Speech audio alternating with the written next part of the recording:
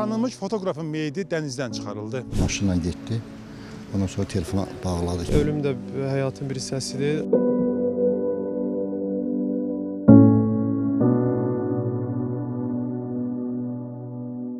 Bir sıra saytlarda və sosial layihələrdə çalışmış tanınmış fotoqraf Eltaz Zeynalov dünyasını dəyişib, o dənizdə boğularaq həyatını itirib. Qeyd edim ki, Eltaz Zeynalovun 39 yaşı var idi.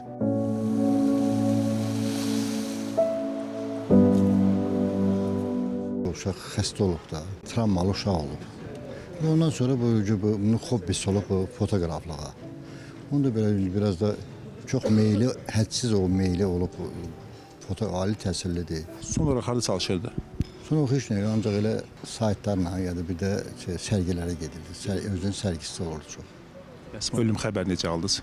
Ölüm xələm heç nə, o elə bizə tapşırdı ki, gedirəm uşaqlarla gəzməyə, bayıra çıxıram. Maşınla getdi. Onun sənətin Eltacın şəxsiyyətindən ayırmaq düzgün olmaz. Çünki işlərinə də baxsaq, görəcəyik onun hansı tərzdə düşündüyünü və necə bir insan olduğunu öz işləri ilə bizə göstərməyə çalışıb həmişə.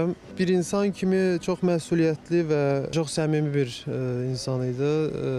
Təkcə mənimlə yox, ümumiyyətlə hamıyla. Əgər kiminsə üzünə gülümsüyürdüsə, deməli haradasa həmin insana qarşı simpatiyası var idi. Yox, əgər yox idisə, ümumiyyətlə salam vermirdi o insana. Yəni. Təxmin edirdinizmi ki, bir gün Eltac olmaya bilər? Ölüm də həyatın bir hissəsidir. Amma yenə də deyirəm, belə getməyin Eltac haqqında düşünmürdüm. Bəlkə də çox vaxt belə olur ki, nəyisə gözləmirsən və gözləmədiyin adamdan belə bir...